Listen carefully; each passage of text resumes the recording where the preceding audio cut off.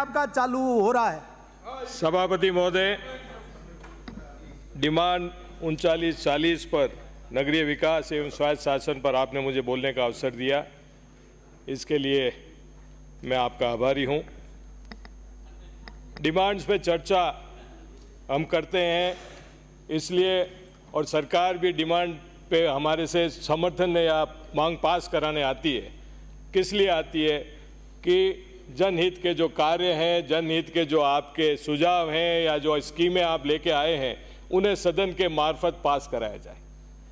और हम लोग भी अपने विचार कटौती प्रस्ताव के मार्फत और सभी तरह से डिस्कशन के मार्फत देना चाहते हैं, ताकि सरकार उन पे अमल करे, विचार करे।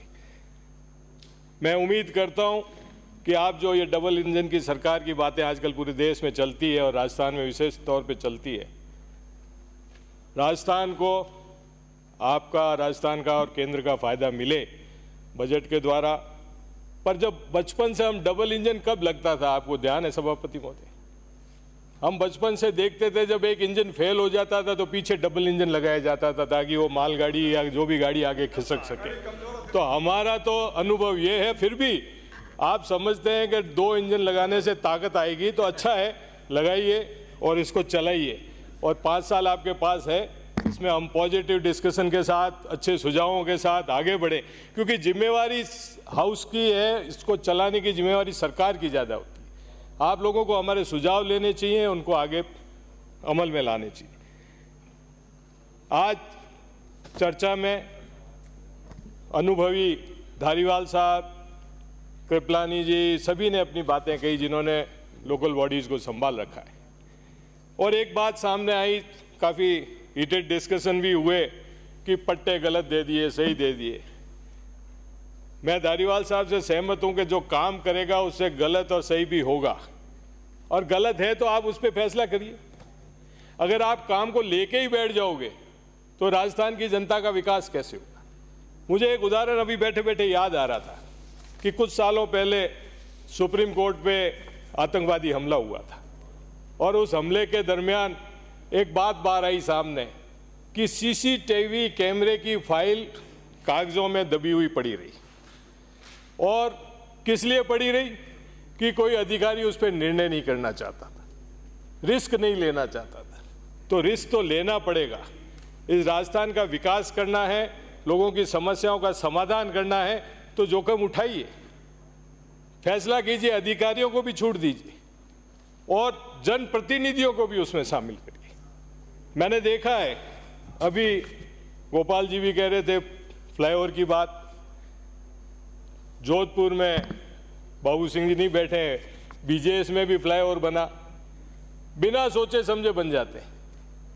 एच बना दिया जोधपुर के अंदर, वो उतरेगा कहाँ और जाएगा कहाँ ये पता नहीं चलता है। दिखने को तो बाहर बहुत अच्छा दिख रहा है, पर अंदर जाते हुए सकड़ी गलियों के अंदर घुसना पड़ता है। मेरा सुझाव है कि सरकार को इस तरह के फैसलों में खाली अधिकारियों की और मंत्री की नहीं, सारे जनप्रतिनिधि जो उस इलाके से जीत के आते हैं उनके सुझाव लेने चाहिए और क्रिएटिव उस पर डिसीजन होना चाहिए। आज भी आपने इस बजट में भी काफ़ी बातें की है, कई फ्लाईओवर्स की बात की है, एलिवेटेड रोड्स की बात की है, जो वक्त की ज़रूरत है और हमें इनको बनाना चाहिए। पर मेरा जोर दे के कहना है कि जो एमपीज़ हैं, एमएलएज हैं, वहाँ के चुने हुए जनप्रतिनिधि हैं, उनसे आप सुझाव लीजिए और फिर फैसला कीजिए, ताकि वो फैसले सही होंगे। और जनप्रतिनिधि जो सड़कों पे धूल फाँकते हम आते हैं ना 20, 25, 30 साल से, वो जनता का अनुभव होता है, जनता की सलाह होती है, और उस सलाह से अगर काम होंगे तो इस तरह के गलत फैसले कभी नहीं होंगे। मेरा आपसे कहना है कि वैसे तो यूडीएच में ग्रामीण परिवेश से मंत्री जी आ रहे हैं और पहली बार इस तरह से होता है, और गांव से शहरों की तरफ पलायन भी होता है। तो लोग किस उम्मीद से आते हैं कि हम शहर में जाएंगे, बच्चों को अच्छी स्कूल में पढ़ाएंगे, अच्छा इंफ्रास्ट्रक्चर होगा, लाइट होगी, बिजली होगी, पानी होगा, और वही सुविधाएं हम अगर उपलब्ध नहीं करा पाते तो इसमें हमारी सबसे बड़ी कमजोरी रह जाएगी। और उसके लिए पुनः मैं कहूँगा कि फिर जनप्रतिनिधियों की सलाह होनी चाहिए। आज हम देखते हैं नगर पालिकाएँ की मीटिंगें बुलाई नहीं जाती, आपकी जनप्रतिनिधियों की सुनी नहीं जाती, कांग्रेस सरकार ने डायरेक्ट इलेक्शन किए थे, आप लोगों ने वापस उसको पुरानी प्रथा पे आए हैं, चलो कोई बात नहीं। परंतु जो आपके चुने हुए जनप्रतिनिधि हैं, चेयरमैन वगैरह हैं, उनको भी आपको एक ताकत देनी चाहिए। आज हम देखते हैं कि स्थानीय निकायों को अधिकार नहीं है। मैं तो यहाँ तक कहूँगा कि ईओ का एसीआर बढ़ने का भी, मूल्यांकन करने का भी चेयरमैन को पावर दिया जाना चाहिए, ताकि कुछ तो ताकत उसका वजूद तो रहे, वरना उसकी कोई पूछ ही नहीं होती है। इसी तरह से कई फाइलें हैं, फार्म हाउस की है वगैरह, सारी फाइलें भू परिवर्तन के लिए जयपुर आती है। क्या हम ऐसा कोई सिस्टम नहीं कर सकते कि लोकल बॉडीज के वो नीचे के स्तर पे भी इनका समय भी बचत हो, लोगों की फाइलें अटके भी नहीं, और गलत फैसला होगा तो उसकी रिव्यू हो सकता है ऊपर। ये मेरा आपको सुझाव है। निकाय स्तर पे आपने ईओज को अनलिमिटेड पावर दे दिए, चेयरमैन उसमें है ही नहीं, परचेज के पावर वगैरह, इस चीज को भी आपको कंट्रोल करना चाहिए। लोकल बॉडीज के डायरेक्टर के जो मैंने आपको निवेदन किया है कि डिसेंट्रलाइज करके नीचे तक पावर देना चाहिए। आपके मास्टर प्लान, हमारे यहाँ भिनमाल में मास्टर प्लान का पिछले साल से चल रहा है, और अभी जो मास्टर प्लान इन्होंने तैयार किया है उसको पिछले जो था उसका कॉपी पेस्ट कर दिया।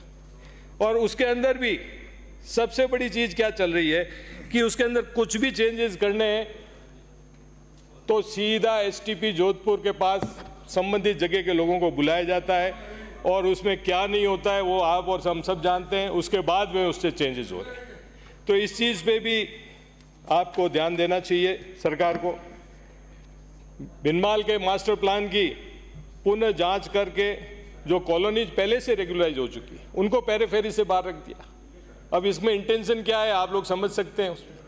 तो ये नगर पालिका में, स्वायत्त शासन विभाग में जिस तरह का चल रहा है, इस पे विशेष तौर पे ध्यान दिया जाना चाहिए। मास्टर प्लान में मेरी मांग है कि भिनमाल बहुत कंजेस्टेड सिटी हो गई। पिछली सरकार ने तो वहाँ फ्लाईओवर बना दिया, पर जसवंतपुरा रोड है हमारे यहाँ, वहाँ रेलवे है बीच बीच शहर के अंदर, वहाँ अंडरब्रिज बने, रिंग रोड बने, ताकि जो बाहर का ट्रैफिक है वो सब निकल जाए। एक सबसे बड़ी चीज़ है, नगर पालिकाओं से लैंड अलॉट किए जाते हैं अस्पतालों के लिए, सिनेमा हॉलों के लिए। भिनमाल में तो बहुत पहले एक सिनेमा हॉल के लिए मंत्री जी ज़मीन अलॉट हुई, मैंने तो अभी तक वहाँ सिनेमा हॉल देखा नहीं, सुना है कि उसको कॉमर्शियल पर्पज़ के लिए बेच दिया गया। इन चीज़ों को भी देखना चाहिए। स्टेडियम, बहुत ही सुंदर स्टेडियम 1980 में वहाँ बना, cricket stadium, Ranji trophy match भी हुआ। एक सेठ ने बॉम्बे से उसमें पैसा लगाया, अब वो सेठ साहब उसमें इंटरेस्ट नहीं ले रहे हैं, उनका अनुबंध भी खत्म हो गया। मेरा सुझाव है कि उसको नगर पालिका को सुपुर्द कर, कमेटी बनाकर, ताकि हम विधायक कोष से भी उसमें पैसा दे सकें, उसका विकास कर सकें, युवाओं को उसका फायदा मिल सके। इस तरह के जो अलॉटमेंट है हॉस्पिटलों को दिए गए, ये हॉस्पिटलों को, इतने हॉस्पिटलों को अलॉट कर दी गई लैंड, आपको कुछ तो गवर्नमेंट का कंट्रोल उसमें होना चाहिए ताकि आम जन को उससे सुविधा मिल सके। एक और जो आज पानी की लाइनें बिछ रही है, उससे पूरे शहर को खोद दिया गया है, और अब दो विभागों के बीच में वो सड़कें टूटी पड़ी है। ये कहा जाता है कि वो खत्म ही कर रहा हूँ। ये कहा जाता है कि वो ठेकेदार ठीक करेगा या वो विभाग ठीक करेगा। इस चीज़ का भी कोई परमानेंट सॉल्यूशन निकलना चाहिए, क्योंकि जनता का क्या कसूर है।